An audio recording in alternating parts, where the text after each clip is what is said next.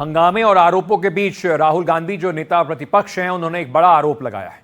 राहुल गांधी ने कहा कि मुझे बोलने का मौका नहीं दिया जा रहा। प्रियंका गांधी भी राहुल गांधी के समर्थन में उतरी। उधर समाजवादी पार्टी के अध्यक्ष अखिलेश यादव ने कहा कि पहलगाम मुद्दे पर सरकार को कई महत्वपूर्ण सवालों पर जवाब देना चाहिए।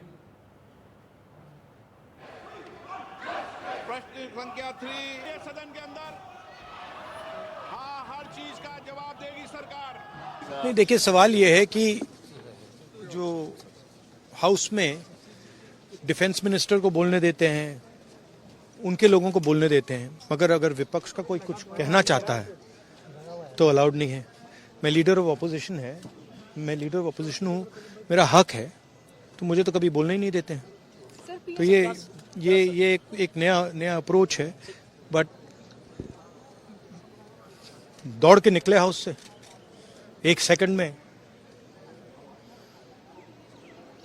तो डिस्कशन चर्चा के लिए तैयार है आप लोग? हाँ, चर्चा तो होगी, अगर वो अलाउ करेंगे तो होगी। मगर इशू ये है कि कन्वेंशन कहता है कि अगर सरकार के लोग कुछ बोलें तो हमें भी स्पेस मिलनी चाहिए। हम 2 शब्द कहना चाहते थे, मगर विपक्ष को ये अलाउड नहीं है। करें चर्चा, बोलने दें एलओपी को, क्यों नहीं बोलने देते? अगर हर चीज के लिए तैयार है तो लीडर ऑफ अपोजिशन का मुंह बंद क्यों कर रहे हैं? खड़े हैं बोलने के लिए, बोलने देना चाहिए। पहलगांव बहुत महत्वपूर्ण विषय है। पहलगांव से सरकार को छिपना नहीं चाहिए। सभी विपक्ष के लोग चाहते हैं बहस हो, और जिस तरीके से विदेश नीति, पहलगांव और जो जितना घटनाक्रम है, सभी सांसद अपनी बात रखना चाहते हैं। सरकार सुने और सरकार जवाब दे।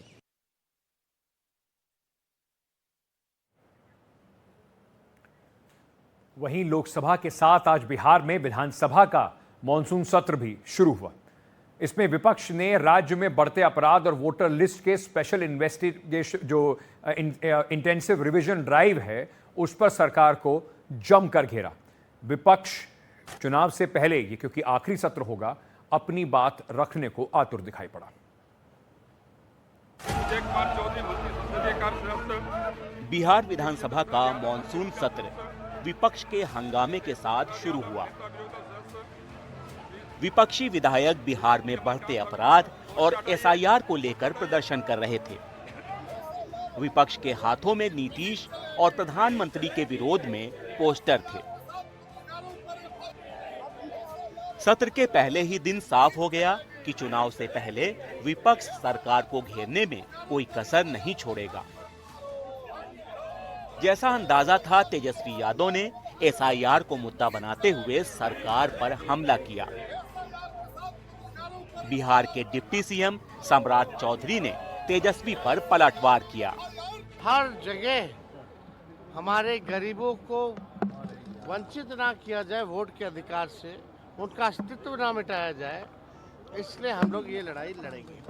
और कल जो है बड़े पैमाने पर अगर सरकार नहीं मानेगी, स्पीकर नहीं मानेंगे चर्चा कराने पर, तो हमको लगता है कि आने वाला समय जो है इन लोगों को जवाब देते नहीं बनेगा। भारत के संविधान में जो मतदाता बन सकते हैं, एक भी व्यक्ति का नाम नहीं कटेगा। ये राज्य निर्वाचन आयोग ने स्पष्ट तौर पर कहा। अब ये लोग सिर्फ नाटक करने वाले लोग हैं, घरियाली आंसू बहाने वाले लोग हैं। स्पष्ट है कि बिहार में वैसे मतदाता जो बिहार के रहने वाले और इस भारत के रहने वाले, चाहे वो अति पिछड़ा हो, दलित हो, उनको कहीं जाने की जरूरत नहीं, वो मतदान करेंगे।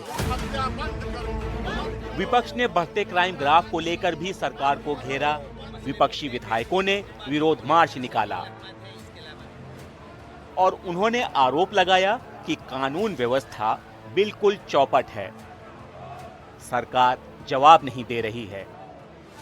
बिहार में अपराध का ग्राफ बढ़ रहा है और अपराधियों को मंत्री बनाया जा रहा है। जिस राज्य में अपराधी को मंत्री बनाया जाता हो, उस राज्य में अपराधियों पर लगाम कैसे लगाया जा सकता है? बिहार की जनता त्राहिमाम है, परेशान है। 6 महीने में देखेंगे तो आपको सैकड़ों हत्या लूट सामने सामने नजर आता है। ये सरकार नहीं चला पा रहे हैं, इसलिए इन लोग अब गद्दी छोड़ के महागठबंधन को दे दें। और देखिए कि हम लोग जो है 24 घंटा के अंदर सारे जो है लोगों को हम लोग जो है औकात दिला देंगे। लॉ एंड ऑर्डर बिल्कुल चौपट है, महिला सुरक्षा पे सरकार बिल्कुल चुप है। यहाँ पर समाज प्रशासनिक भ्रष्टाचार चरम पे है। सबसे दिलचस्प सुझाव पूर्व मुख्यमंत्री राबड़ी देवी ने दिया।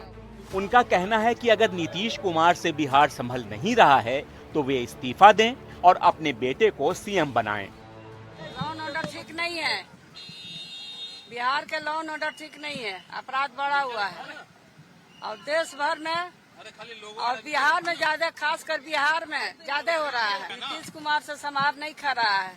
नीतीश कुमार जी हैं, गृह मंत्री हैं, मुख्यमंत्री भी हैं, गृह मंत्री भी है, उनको समार नहीं खा रहा है।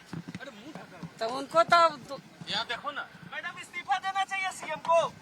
इस्तीफा दें चाहे ना दें, वो अपना बेटा के बनावे, बेटा के बना दे, बेटा के बना दे। जब हम नहीं बोलेंगे, पूर्व महिला मुख्यमंत्री हैं, उनके पति अदालत से घोषित हैं आर्थिक अपराधी, वो राष्ट्रीय अध्यक्ष के पद को सुशोभित कर सकते हैं। बिहार के मुख्यमंत्री पर एक दाग नहीं लगा है। ये पूरे बिहार के दौरा हर जिले प्रगति यात्रा में किए, विकास की गति की समीक्षा कर रहे हैं और इनको रिटायरमेंट लेना चाहिए, लेकिन उनके पति और उनको सत्ता और सरकार में बने रहने के लिए भागीदारी करनी चाहिए। कैसा दोहरा विचार, ये दोहरी मानसिकता, करनी कथनी एक करनी चाहिए, दो भाषा बिहार की जनता नहीं स्वीकारता है। विधानसभा की कार्रवाई मंगलवार 11 बजे तक के लिए स्थगित कर दी गई। विपक्ष का कहना है कि जब तक चर्चा नहीं होगी उसका विरोध प्रदर्शन जारी रहेगा।